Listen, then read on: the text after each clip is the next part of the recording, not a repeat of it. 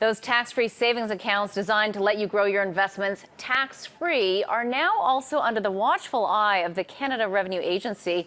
Greg Bonnell is joining us with those details. Greg. Yeah, they were introduced in 2009, and the idea, exactly as you said, you could put up to $5,000 at the start. Now the yearly limit for 2014 is $5,500. You could put it in there, you could use it as an investment vehicle, and you wouldn't be taxed on it. Not taxed on the capital gains, nor on the dividends, nor on the interest earned. Well, it does appear, and this issue's been brewing for a while, but it's coming more to the fore, that the CRA is very interested in some of these accounts in particular. They're looking at ones, obviously, after about, since 2009, you might have about $31,000 in actual investment principal, and then you grew it. They're looking at accounts that have really hit it out of the park. I know you're going to be talking to someone soon.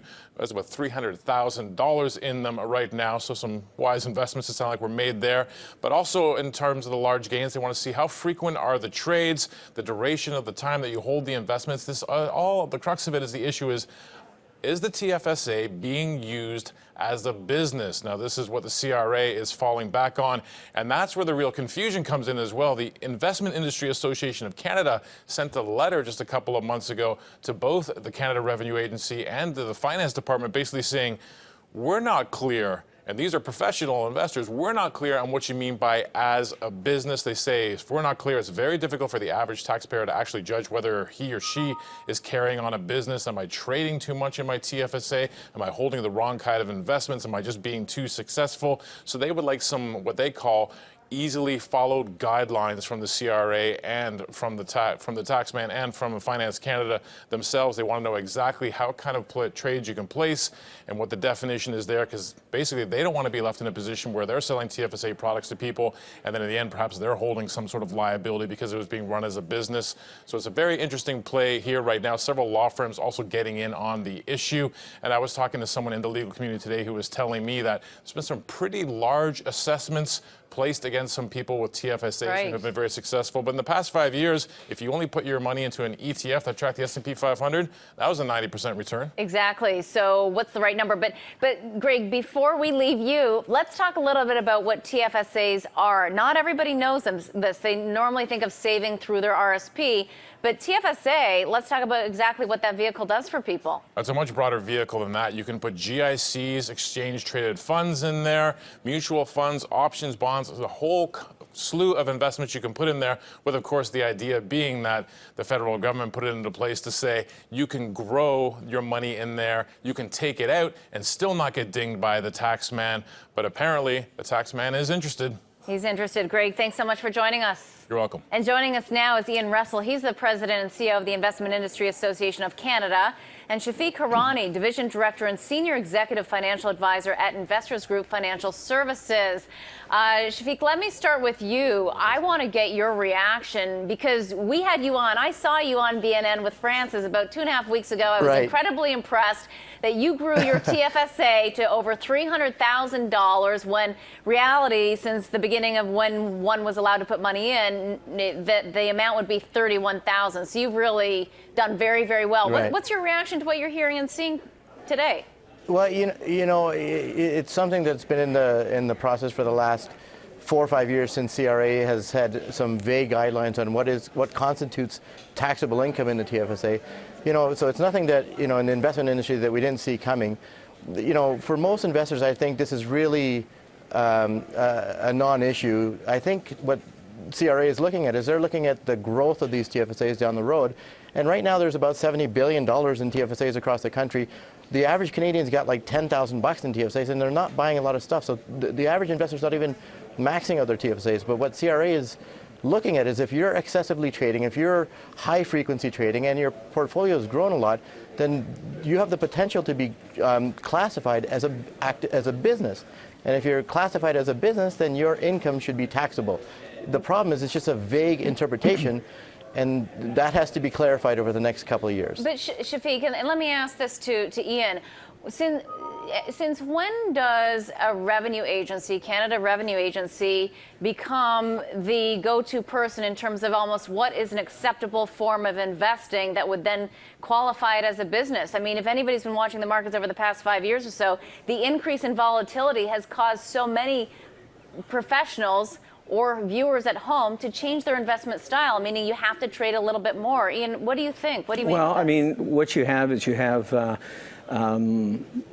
Finance Canada and the Revenue Canada Agency coming up with a vehicle that provides a tax shelter for the returns on an investment. So it's all designed to help Canadians save for their retirement, and that's a very positive thing. But they have an obligation to ensure that the instrument that they've come up with and created, in effect, avoids abuse, and that there's a fairness standard in the tax system. All Canadians expect that from the CRA and from the Department of Finance. So that's really the thrust of our initiative, is to say to finance, look, you came up with this instrument, which is a very popular one, as Shafik has pointed out, but it's incumbent on Ottawa to develop the clarity. The last thing we want in our industry is for our clients and investors to be really unsure of how they're supposed to invest. As you say, it's a question of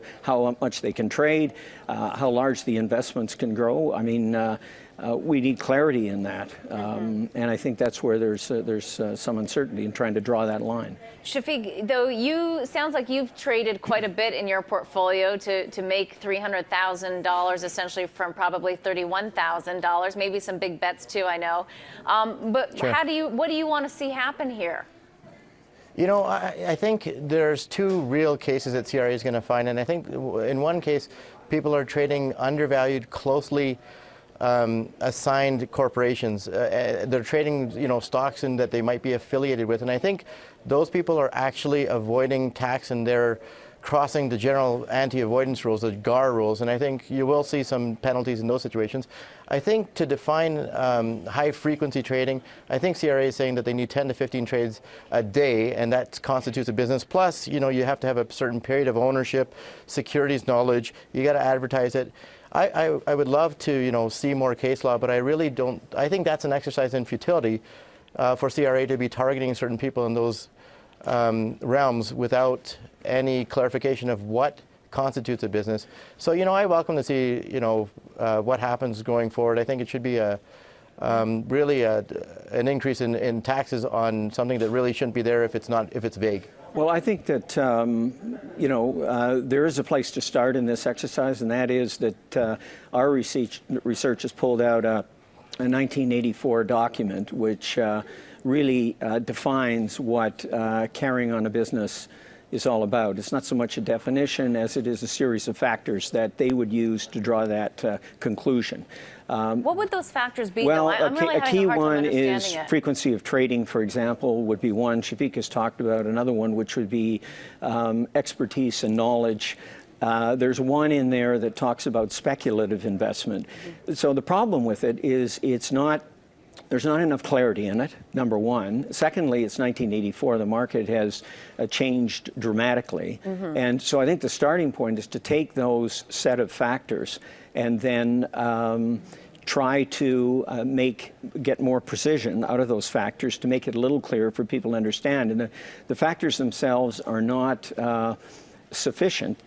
Each one of them would be, I suppose, a necessary condition, but CRA is going to reserve judgment and look at the series together to decide. In other words, somebody could be carrying frequency of trading would be a clear indicator. That would flag the possibility that you are carrying on a trading business, that you're not using it for sort of bona fide saving. But I just have a question in the sense that, and Ian, you've been in the business for a long time, of course, and Shafik, you are as well. But if you are investing or trading or whatever you want to call your investment style for your own savings, which was why this product was designed in the first place, how is that a business? You're not hiring people, you're not paying people wages. Why isn't that just your own personal savings that you've worked really hard for and you continue to focus in on trying to grow, listening, paying attention, what we try to, I think, bring to viewers?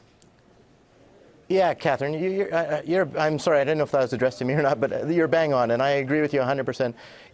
What worries me the most is that now that CRA is sort of sticking their paws into this, I worry that the average Canadian investor is going to say, well, now I need to avoid those too.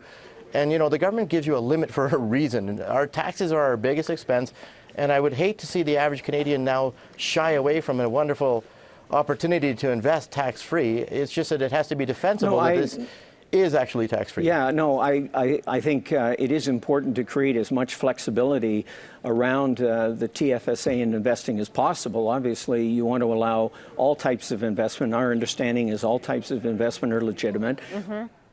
Considerable trading activity would again be legitimate for the reasons that you've said.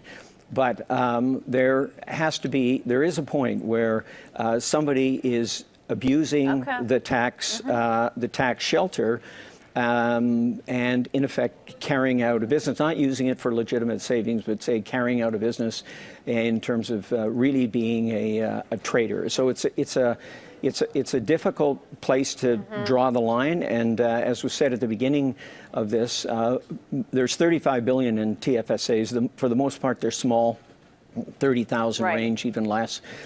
For most Canadians, it's not an issue, but we need clarity anyway to give us certainty. And the other thing that we're concerned about is that if there is tax penalties and a liability, we want to ensure that the dealers that are issuing these and advising their clients are not liable for the tax penalties where there are cases deemed to be abusive. Absolutely. That's another part of what we're doing. Gentlemen, thank you both very much. Interesting discussion. We appreciate it. Okay. That was Thanks. Ian Russell, President and CEO of Investment Industry Association of Canada, and also Shafik Hirani, Division Director and Senior Executive Financial Advisor at Investors Group Financial Services.